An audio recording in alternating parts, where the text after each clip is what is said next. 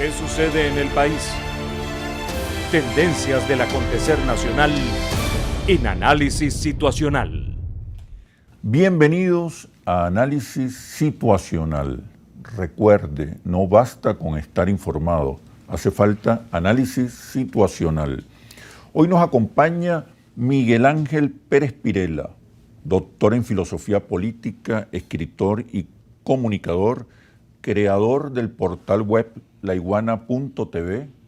Fue ganador del Premio Nacional de Periodismo en el año 2018, mención portal web. Bienvenido, Miguel Ángel. Un gran abrazo, Muy Oscar. Contento de volverte a tener por aquí para que conversemos. Un honor y una alegría. Sobre temas fundamentales que no nos dan tregua ni pausa. Así es. Por cierto, laiguana.tv ahora incursiona en el mundo editorial. Presentó sus nuevas ediciones en el reciente Festival Internacional del Libro que se celebró en Caracas. Presentó 3 libros, uno de ellos de Clodovaldo Hernández. ¿Qué significa este nuevo negocio, esta nueva actividad, esta nueva iniciativa editorial, cuando pareciera que todo se convierte en redes, en información digitalizada? ¿Por qué apostar supuestamente al libro impreso ahora?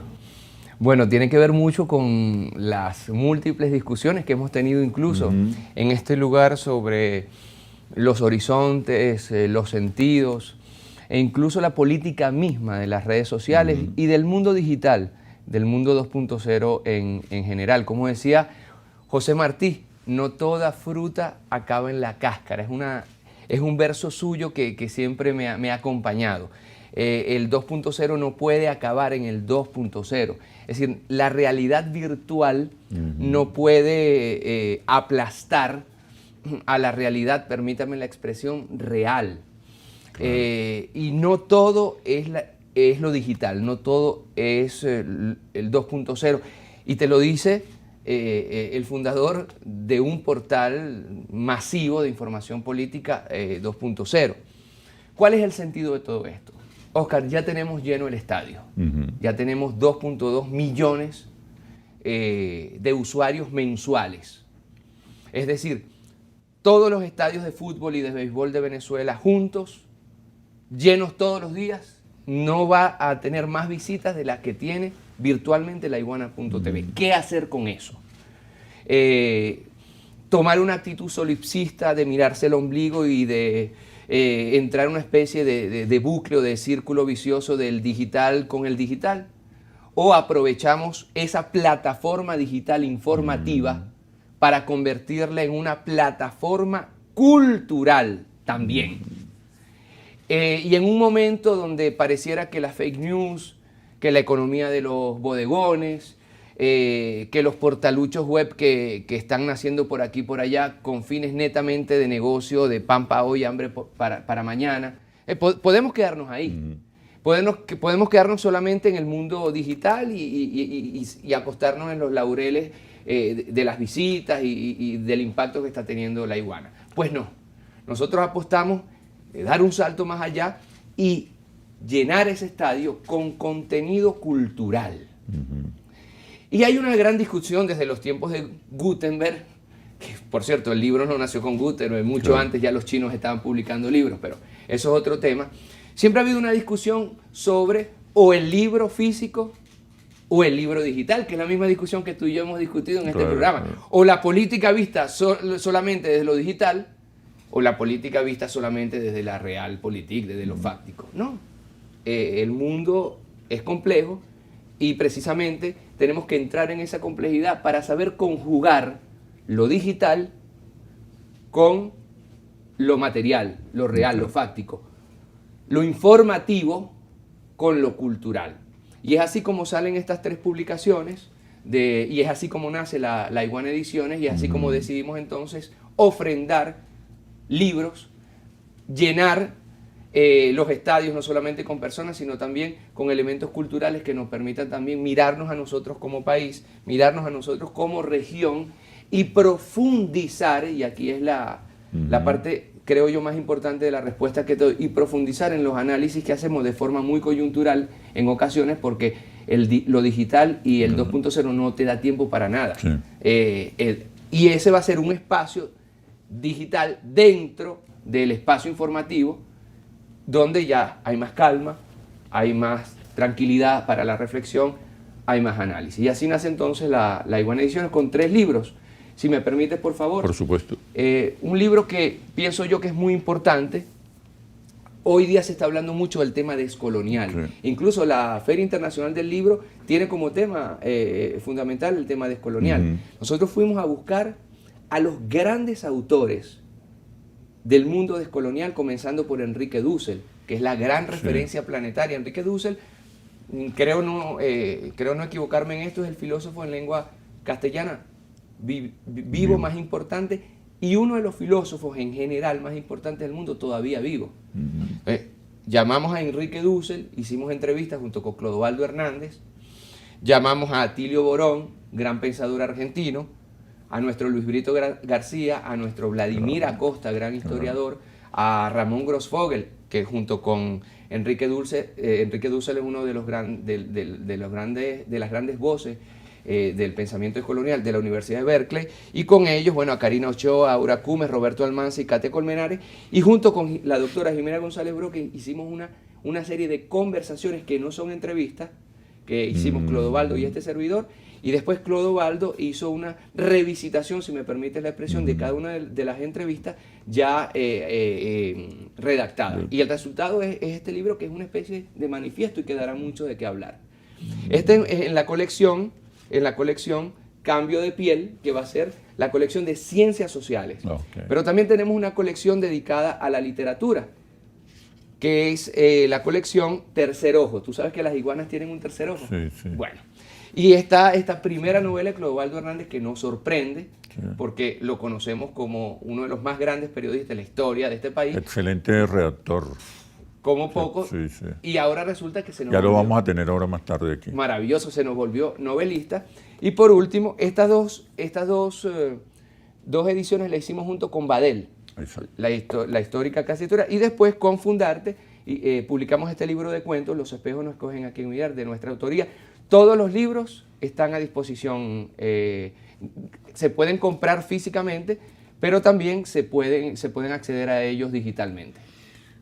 ¿Por qué esta iniciativa frente a quienes dicen que estamos viviendo el ocaso del impreso? No solamente de la prensa, sino también el ocaso del libro. Se trata de una tentativa para desdigitalizar al ser humano y humanizar las emociones, o rehumanizar al ser humano. ¿En qué consiste esta iniciativa? Es que esa es la gran diatriba, y vuelvo a José Martí. ¿Se opone libro y redes, televisión, libro? Se complementan, y vuelvo a la cita de José Martí, no toda fruta acaba en la cáscara, no todo elemento digital tiene que terminar en lo digital. Es decir, hay una complementariedad que estamos descubriendo juntos, y que además, por ejemplo, en este programa, donde he estado en varias ocasiones, hemos ido tejiendo también desde el punto de vista del análisis. Es decir, evidentemente, para nosotros, en mi caso particular, oler un libro, tocar un libro, es algo insustituible. Clodovaldo, que va a estar más adelante, decía, bueno, muchos comparan en la presentación a un libro con un hijo. Claro. Es como cargar a un muchacho, no es lo mismo, pero hay algo de eso, porque tiene que ver con la humanidad. De hecho, los recientes estudios nuestros de Interlace sobre la situación política nos habla de una creciente demanda de cercanía, ya no de la digitalización del líder o el dirigente o el funcionario, sino la gente quiere tenerlo cerca, quiere verlo, tocarlo, que lo escuchen. ¿Tiene algo que ver con esto? Pero me respondes, por favor, cuando regresemos de los comerciales. Ya venimos. ¿Qué sucede en el país? Tendencias del acontecer nacional en análisis situacional. ¿Qué sucede en el país? Tendencias del acontecer nacional en análisis situacional.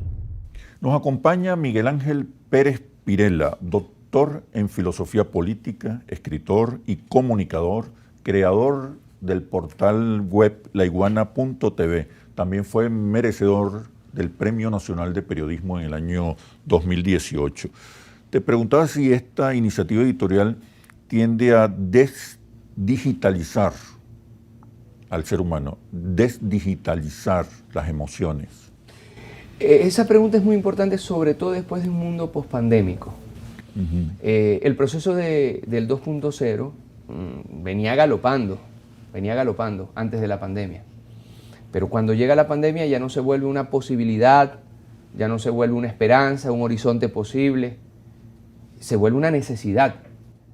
Entonces, eso tiene aspectos positivos y tiene aspectos muy negativos. Dentro de los aspectos positivos está la democratización.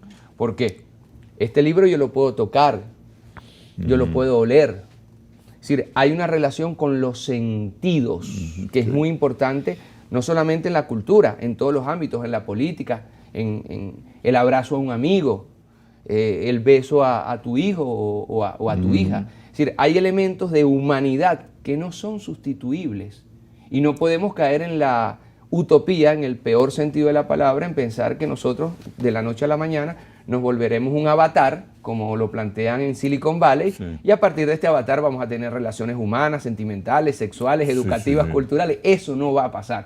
Por más que nos coloquen el chip, por más que vibremos y cuando lloremos sintamos y el avatar trate o el robot trate de reproducir las sensaciones humanas. Ahora, eso no quiere decir que lo digital sea un elemento fundamental de democratización. También lo puede ser de dictadura. Todas las empresas están controladas por empresarios de Silicon Valley. Facebook, Twitter, podemos hablar después de eso. Pero así como yo puedo oler y palpar este libro, puede ser que en un país bloqueado, sancionado como Venezuela, yo no tenga acceso, y no lo tenemos, a los libros internacionales, por ejemplo. Ahora, un correlativo de este libro, ya usted lo puede encontrar en laiguana.tv, porque ya hay un logo de La Iguana Ediciones donde yo le doy clic, y al momento de darle clic, tengo el catálogo de libros exclusivos que nosotros hemos hecho, y aquí tengo el mismo libro, pero en digital. Esto es un espaldarazo también para la democratización de la cultura. Esto es un espaldarazo para el hecho que no se pueda llegar a ciertos lugares con la versión por ahora impresa, o que ciertos libros no puedan llegar a nuestro país. Entonces, por eso te hablo yo de una complementariedad. No se excluyen. Ni podemos dogmatizar lo material. Ni radio, ni TV, ni redes, ni impresos. Es para, incluso más allá de la comunicación, Shemel, es para todos los ámbitos humanos. Ahorita se está dando una caída del Bitcoin, por ejemplo. ¿Qué pasó? Se trató de digitalizar en sentido financiero y económico un fenómeno, y se trató de dogmatizar en desmedro del dinero físico, del banco. Es un proceso complementario. El médico tratante en Amazonas, con nuestros queridos Yanomami, acaso no puede llegar físicamente, pero con el mundo digital puede asesorar sanitariamente desde la distancia. Es un falso dilema que además tiene que ver mucho, volviendo a la Feria Internacional del Libro, con muchas discusiones a nivel planetario, o el libro físico o el libro digital. Ambos. O la televisión o los portales web. Ambos. ¿Por qué? Porque nosotros somos seres de sentido, semánticamente, somos seres físicos, somos seres de olfato, de vista y de tacto, y también somos entelequia, también somos seres fantasmáticos, somos seres espirituales, y las ideas pueden ser canalizadas a través de todos estos elementos por igual. ¿Cómo enfrentar las consecuencias de la digitalización, del dominio de las redes en muchos aspectos, en muchos territorios, en muchas dimensiones? ¿Cómo enfrentar ese dominio que convierte al ser humano en un ser superficial, fragmentado, que no tiene secuencia de la realidad, que un hecho lo sustituye por otro, que está ávido de mentiras, sintoniza, se conecta con las mentiras, como fuente casi ya libidinosa de experiencias? ¿Cómo enfrentar eso? ¿Cómo humanizar, rehumanizar las redes? Hay un proyecto planetario de estupidización colectiva. Okay. Este proyecto pasa por la despolitización. Este proyecto pasa por algoritmos que está en estos momentos implementando TikTok, Instagram, Facebook, etcétera, que quiere hacer de los seres humanos autómatas, que están así durante horas Sí. pasando imágenes, de forma completamente Y videos. psicótica, sí, audiovisual en general. Un ser estupidizado, un ser idiotizado, es un ser fácilmente manipulable.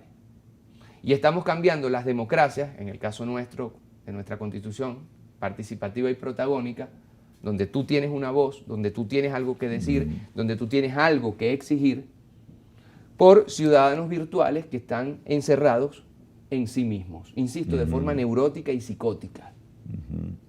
Esto no es casual, esto no es un elemento natural que surgió con la llegada de los celulares, no. Esto es un plan de una dictadura, y no quiero ser yo paranoico ni mucho menos, de una dictadura global de la estupidización que es comprobable matemáticamente.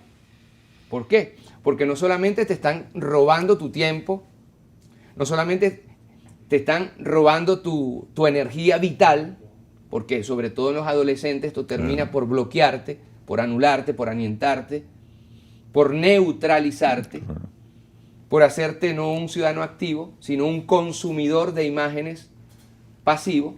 Sin relaciones auténticas.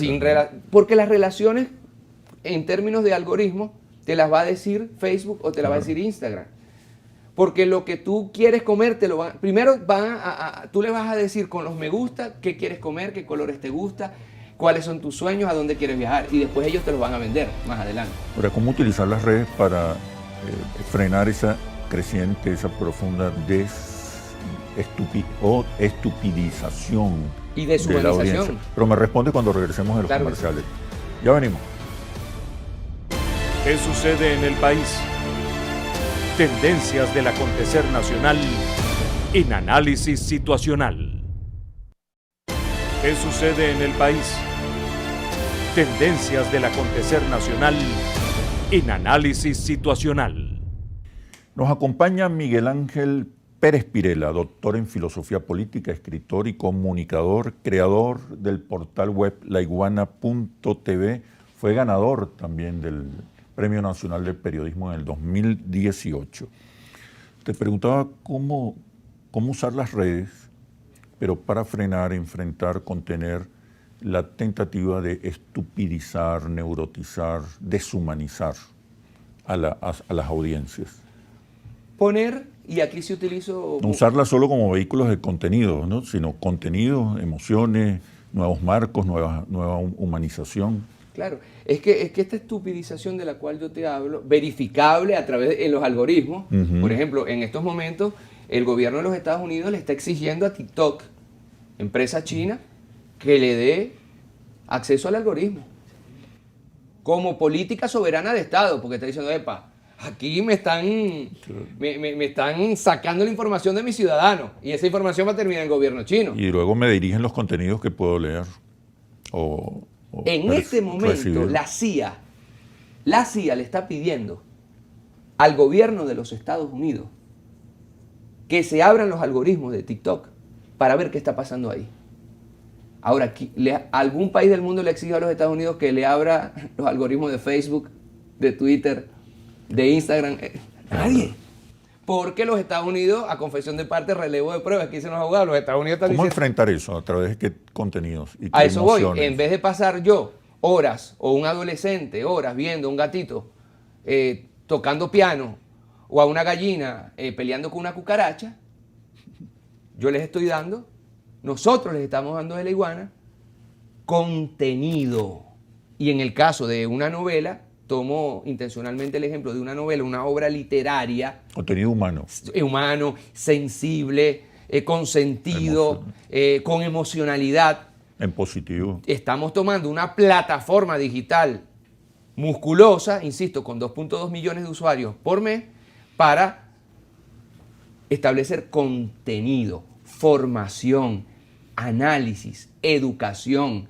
Y esto se puede hacer de formas otras, no tiene que ser ni aburrido, no tiene que ser ni gris, se puede hacer, se puede hacer. Y aquí entonces, para responder específicamente a tu pregunta, aquí hay una confluencia entre un mundo digital, que es la iguana.tv, y un mundo de contenidos que pueden ser obras literarias o obras de ciencias sociales. Entonces, sí es posible, no es fácil, nadie nos las va a poner fácil. Tenemos dos opciones, o ponernos a llorar, porque TikTok, porque Instagram, porque Facebook y Twitter nos están estupidizando, o están estupidizando a una generación entera, o tomar las medidas correspondientes para, por ejemplo, y disculpa que me coloque como ejemplo, dar clases de filosofía en mi programa desde donde sea los jueves y los viernes. Todo el mundo decía, es que eso no es viral. Sí. Y resultaron siendo clases de filosofía con más de 100.000 visitas en algunos casos. Tú hablabas de la alfabetización. Correcto. En redes de las audiencias. Mira, quiero tocar otros temas antes que culminemos. Sobre las nuevas realidades internacionales. Hemos visto una relegitimación, un reconocimiento internacional, incluso de aquellos que fueron terribles adversarios de la Revolución Bolivariana, una relegitimación y reconocimiento del presidente Nicolás Maduro. ¿Cómo observa esta nueva etapa? ¿Qué podemos esperar? ¿Cómo se pueden replantear las relaciones entre Venezuela y Occidente, el Occidente imperial? Bueno, lo primero, y esto yo lo digo, claro que sí como analista, claro que sí como doctor en filosofía, pero sobre todo como venezolano, Shemer, porque no es justo lo que se le ha hecho a este país. No es justo que trataron de hambriar este país para que nos matáramos entre nosotros por hambre, por mengua, por sed. Que nos matáramos unos a otros. Por electricidad, por gasolina. En Francia hubo un paro de 2 semanas de gasolineras y se terminaron matando, literalmente, agarrando a golpes en las estaciones de gasolina. Venezuela, primero que todo, y esto te lo digo como venezolano, tuvo una paciencia. Chavistas, independientes y opositores, no extremistas, ¿eh? No te hablo de esta oposición que estuvo pidiendo sanciones, ni mucho menos, no. Entonces, primero que todo, un airecito, permíteme decir esto. Cuando el presidente de la República Bolivariana de Venezuela, el único que existe, Nicolás Maduro, llega a Egipto, nosotros que hemos estado atrás de los análisis estratégicos dijimos, ay, cuidado, aquí está sucediendo algo delicado, esto puede ser un desastre. Todo demostró que se actuó de forma metódica, respetando los tiempos y acordada, porque el centro, durante esos días que el presidente Nicolás Maduro tuvo en Egipto, en la COP, el centro de atención fue Nicolás Maduro, el presidente de un país mediano como Venezuela. Asediado. Cuando yo veo a Emmanuel Macron diciéndole al final, mientras le sobaba el brazo a Nicolás Maduro, je t'appelle, moi, es decir, yo te llamo, compadre, je t'appelle, moi, es decir, yo mismo te voy a llamar, ¿oíste? Yo dije, epa, aquí está pasando algo. ¿Qué está pasando? La derrota definitiva de uno de los peores experimentos, de los más macabros, y criminales, de los más criminales, de los más inmorales que se ha hecho. Obra y gracia de Donald Trump, de Leopoldo López, de Juan Guaidó, de Julio Borges y compañía. Es decir, acosar a un país hasta sus últimas consecuencias, inventarse un gobierno paralelo, despojarlo de su tesoro nacional, de sus dólares, de sus euros, de su oro. Magnicidio. Intentos de magnicidio, intentos de invasión. Y todo, noticias cotidianas donde malponían al país, no al gobierno solamente, al país y a nosotros, ciudadanas y ciudadanos venezolanos. Eso fue derrotado. Y fue derrotado por una serie de elementos que nos tardaríamos mucho en analizar, pero claro está, por una guerra en Ucrania, por una crisis petrolera y energética, todos esos elementos son fundamentales, sí señor, pero son coyunturales. En lo estructural es un país que se hizo respetar, Oscar, y no quiero yo caer en chauvinismo ni falso nacionalismo, no, un país que resistió, porque en las políticas geoestratégicas nadie te va a regalar nada. Y hay ejemplos de resistencias muy lindos como Vietnam, como Cuba. Bueno, yo estoy orgulloso que uno de los ejemplos de resistencia del siglo XXI ha sido precisamente mi país, tu país, nuestro país, la República Bolivariana de Venezuela. Y eso no son palabras mías, no son palabras nuestras. Fueron hechos que los venezolanos y las venezolanas, que los latinoamericanos y latinoamericanas y que todos los ciudadanos del mundo pudimos ver en tiempo real. Ver al líder del gobierno portugués responder a la pregunta de Nicolás Maduro, ¿cómo está? ¡Ay, compadre! Con una inflación galopante. Sí, casi que fue una confesión psicoanalista lo que hizo el líder portugués al presidente Nicolás Maduro en vivo. ¿Cómo evalúas lo que se haya dado en llamar la nueva ola progresista en América Latina? ¿Qué diferencias tiene con la primera ola? ¿Y cuáles son los retos? Porque son progresismos distintos. Correcto. Son progresismos en general muy moderados. Son progresismos que no amenazan el sistema, el modelo. ¿Qué me puedes decir de esta nueva ola progresista, llamada nueva ola progresista en América Latina? Pero cuando regresemos a los comerciales. Ya venimos. ¿Qué sucede en el país? Tendencias del acontecer nacional en análisis situacional. ¿Qué sucede en el país? Tendencias del acontecer nacional en análisis situacional. Nos acompaña Miguel Ángel Pérez Pirela, doctor en filosofía política, escritor y comunicador, creador del portal web laiguana.tv. Te preguntaba sobre la nueva ola progresista en América Latina. ¿Qué diferencias tiene con la primera ola? ¿Cuáles son sus retos, sus posibilidades? Yo observo que es una nueva ola progresista mucho más moderada, que no quiere, más reformista, no quiere entrar en profundidades, no quiere plantearse conflictos ni internos ni externos. Y creo que su mayor debilidad es que no está empeñada en construir hegemonía. ¿Qué me puedes decir? Bueno, primero, siempre el precedente de una primera ola donde estaba nada más y nada menos que Hugo Rafael Chávez Frías, el primer Lula da Silva, Kirchner, Evo Morales, Rafael Correa, sí, el Pepe Mujica. Es decir, estamos hablando de personajes que ya entraron en la historia contemporánea de nuestra América. Estamos hablando de personajes que por primera vez en bloque dieron un parado al ALCA, es decir, a las políticas neoliberales de los Estados Unidos que eran prácticamente hegemónicas en la región. Estamos hablando de personajes que crearon el andamiaje para los procesos de integración de nuestra América. Andamiajes que fueron creados desde el punto de vista militar y teórico en el siglo XIX, en el 1800, por José Martí, por San Martín, por Simón Bolívar, por Francisco de Miranda, y para usted de contar. Es decir, tenemos que pensarnos satelitalmente, históricamente. 1800, próceres, revoluciones armadas, soberanía, lucha fáctica militar en el campo contra el imperialismo, liberación de nuestras regiones. Después vinieron guerras internas en Latinoamérica. En Venezuela hubo más guerras, más batallas después que echamos a los españoles que en este momento, y por ahí se nos filtraron entonces dictaduras, neoliberalismos, neoimperialismo, porque se fueron los españoles y llegaron los gringos. Y después viene el siglo XXI con esta oleada de estos personajes que yo te acabo. Es decir, no entender esto es no entender esta oleada que viene. Claro. Se nos va físicamente Hugo Chávez, se nos va físicamente Kirchner, llegan personajes como Macri, que terminan endeudando y destruyendo a Argentina, llega Bolsonaro a Brasil, y se habla del fin.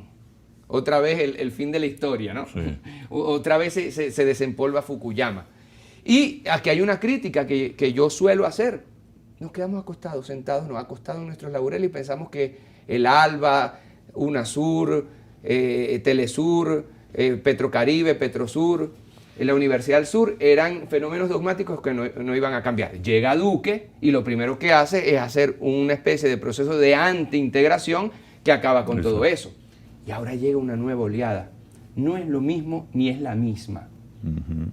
Es variopinta, con líderes como Petro, está pasando sus primeros 100 días, le preguntaron a Uribe qué pensaba de los primeros 100 días de Petro y dijo, es un tipo coherente, está haciendo lo que dijo. Uribe. Llega López Obrador a México, y te comienzo por estos dos ejemplos porque era impensable. Sí. Teníamos a Peña Nieto por allá, teníamos por aquí a Uribe, teníamos a Duque, y esos dos países muy importantes y cabeza de playa de los Estados Unidos pasan a la izquierda. Y de lo primero que hablan es de los procesos de integración. Exacto. Pero después tenemos otros países como por ejemplo Chile, con Boric, que acaba de hacer abortar una constituyente, que fue el que lo llevó al poder. Justo después la constituyente tiene que viajar a las Naciones Unidas, a los Estados Unidos. Y lo primero que se le ocurre hacer es decir que en Venezuela no se respetan los derechos humanos. Compadre, usted acaba de destruir la constituyente de su país, cuya constitución es la de Pinochet. Entonces, ¿podría yo comparar a un Boric con un López Obrador? No podría hacerlo. ¿Podría yo comparar a un Boric con un Nicolás Maduro? No lo puedo hacer. Ni siquiera lo puedo hacer con Petro. Entonces, dos reflexiones. La primera, eso no quiere decir que haya que relativizar esta nueva oleada. Claro. Tiene sus características y se ha ganado a pulso y a voto estar en el poder contra una derecha hegemónica mediáticamente y con los Estados Unidos. Pero también una pequeña alerta. Cuidado. Y las nuevas formas de intervención de los Estados Unidos no pasa por gobiernos de izquierda. ¿Por qué? Mi gran amigo, mi gran hermano y profe Atilio Borón en Argentina, que está en este libro, por cierto, hace poco sacó una reflexión de unos documentos que los Estados Unidos acaban de publicar, donde dice que de ahora en adelante y nuevamente la prioridad será Latinoamérica. ¿Por qué? Porque ellos están en una crisis interna y externa y una guerra en Europa, y ellos necesitan, entre comillas, que su patio trasero les suministre materia prima. Y perdieron a Latinoamérica, porque Latinoamérica ahorita tiene incluso países como Uruguay en manos de la derecha, tienen grandísimo negocio con China. Y países de Latinoamérica han tomado una postura de mucho respeto a Rusia, por ejemplo, en medio del chantaje de la OTAN. Entonces, tengamos cuidado con esta oleada, pero respetemos esta oleada, porque esta oleada está haciendo frente a una anterior, donde estaba, insisto yo, Macri, donde estaba Bolsonaro, y donde los Estados Unidos terminaban con Obama, no sé si recuerdas, bailando tango en la Casa Rosada de Buenos Aires, o el jefe del Comando Sur se paseaba por Colombia como si esa fuera su Pero sí hay una mirada distinta de la Casa Blanca hacia América Latina, de recomponer relaciones, revitalizar presencia y tolerar algunas medidas, algunas posiciones independientes y soberanas. Yo a los Estados Unidos no le creo el Padre Nuestro rezado de rodillas, pero tú tienes razón. Ahora, ¿los Estados Unidos tienen opción? No. Las políticas de los Estados Unidos, y vuelvo al bloqueo contra Venezuela, las sanciones, a los Guaidó, a estos Frankenstein que crearon de los Estados Unidos, se demostraron políticas incorrectas y están pagando las consecuencias. Y lo que está haciendo los Estados Unidos en este momento desesperadamente y sin saber muy bien cómo, es tratar de ver patadas de ahogado, cómo reconquistar a Latinoamérica, pero la tienen muy difícil. No solamente por esta nueva oleada, sino porque las condiciones cambiaron completamente. Y no es lo mismo el 2000 que el 2020.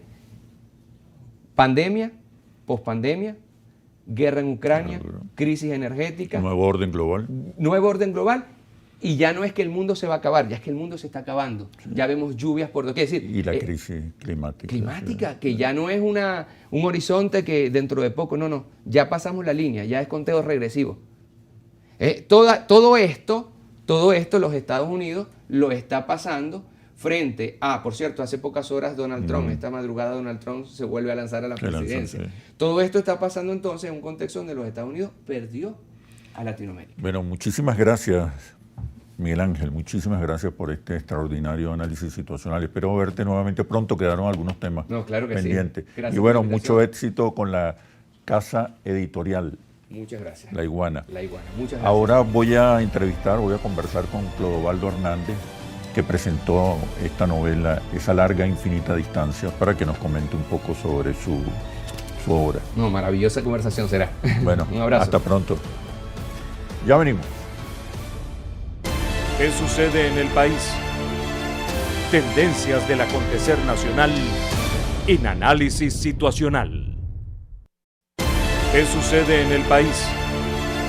Tendencias del acontecer nacional en análisis situacional.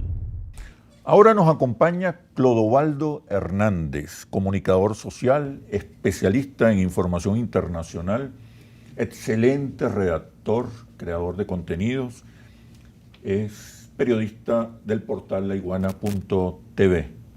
Bienvenido, Clodovaldo. ¿Cómo Muchas estás? Gracias. Bien, chévere. Oye, Encantado de estar aquí.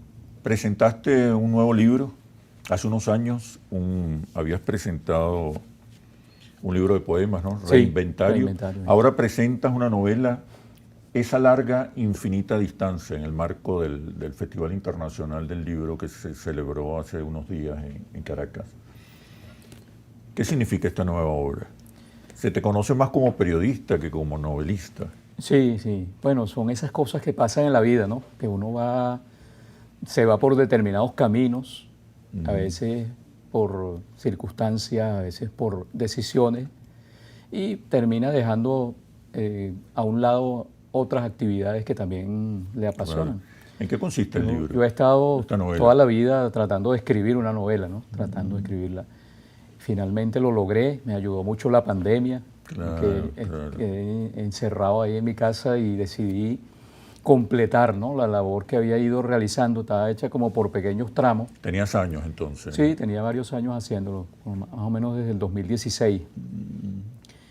Es una novela, y yo lo comentaba en la presentación en esta semana, que cuando uno ve las casas editoriales que están involucradas y al autor, pudiera pensar que es una novela política, ¿no? Porque el editorial Hermanos Badel ha sido una editorial tradicional del mundo político. Editaba los textos de Domingo Alberto Rangel, de Pedro Duno, José de Vicente Américo Rangel, Martín. los libros de José Vicente, creo que Expediente Sí, Negro. y del propio comandante Chávez. Y del- De hecho, dicen que es la editorial del comandante Chávez en su momento, ¿no? Y bueno, La Iguana, que sabemos que es una institución con un sentido político muy claro, ¿no? Y bueno, yo he estado 35 años haciendo periodismo político. Entonces, uno pudiera pensar, bueno, con todas estas características es una novela de política. Pero no, es una novela, yo me atrevo a decirlo, ahora que acaba de irse Miguel Ángel, lo puedo decir con confianza, una novela filosófica, ¿no? En el sentido de que trabaja sobre uno de los grandes enigmas de la humanidad, que es la muerte. Cómo nos afecta la muerte, si hay algo después de la muerte, y qué pasaría si nosotros tuviéramos una nueva oportunidad después de la muerte, ¿no? Un poco va en ese terreno, y el protagonista o los protagonistas de esta novela son básicamente corredores, son gente que practica el trote, practica el running. Entonces, quizás la novela se va desarrollando como si fuera una especie de maratón o de ultramaratón, ¿no? Esa es un poco la idea. Gustavo Pereira la califica como una novela alucinante. ¿Por qué? Bueno, el que alucina con las palabras de Gustavo Pereira soy yo, ¿no? Yo realmente me acerqué al poeta con mucha precaución, con mucha timidez. Mire, usted léase esto, si a las 4 o 5 páginas no le gusta, usted me dice y no haga nada, pero él, al contrario, le gustó mucho la novela y escribió estas palabras que son la presentación, y además estuvo esta semana también como presentador de la novela, lo que para mí es, bueno, uno de los grandes orgullos de mi vida entera, ¿no? Que haya ocurrido esto. ¿Cuáles son las ideas, el contenido central? Obviamente me acabas de decir que es la muerte, pero ¿cómo la tratas? ¿Cómo la abordas? Bueno, yo digo que se trata de unos personajes a quienes se les rompe la vida, ¿no? A veces se nos rompe la vida y fallecemos, pero a veces se nos rompe la vida y seguimos existiendo durante un tiempo y llevando esa fractura, esa vida fracturada, ¿no? Esas roturas de la vida se deben muchas veces a circunstancias, se debe a decisiones personales, incluso a veces. Esa es la muerte de la que escribes. Esa es, y la bueno, muerte en vida. una muerte en vida, un personaje que tiene una ruptura en la vida en algún momento y que arrastra con ella hasta que realmente muere, ¿no? Pero además hay como una especulación, porque en el fondo digo que este es un gran enigma de la humanidad porque nadie ha regresado para contar, ¿no? Y realmente al final es una gran especulación sobre qué es lo que pudiera pasar. El personaje regresa. Después de una larga agonía, regresa. Sí, el personaje, digamos que de una forma sigue existiendo en un mundo que no se sabe si es la realidad o un mundo intermedio, un estado intermedio, ¿no? Como dicen los budistas. Pero en todo caso interactúa allí con gente que aparentemente está en la existencia normal y otra gente... Una especie de resurrección. Una especie de resurrección, aunque quizás no sea exactamente la palabra, ¿no? Sino que yo diría más bien eso, como un estado intermedio entre la vida y la muerte, ¿no? Y las personas en esa situación se pasean por lo que fueron y lo que podrían ser en esa segunda oportunidad, ¿no? Y creo que es una de las grandes preocupaciones de la gente, ¿no? Ese sería el tema central de ahí. Sí, ese es el tema central de la novela, ¿no? Por supuesto, muy emocionado. Un golpe vital, una larga agonía y un regreso. Correcto. Y una resurrección. Y la idea, la conclusión, bueno, el mensaje. Fíjate que al final... ¿Existe la muerte? ¿No existe? ¿En qué consiste? Yo creo que es una reflexión acerca de cómo debemos aprovechar el tiempo que tenemos, ¿no? Y de buscar esas segundas oportunidades mientras estemos aquí, ¿no?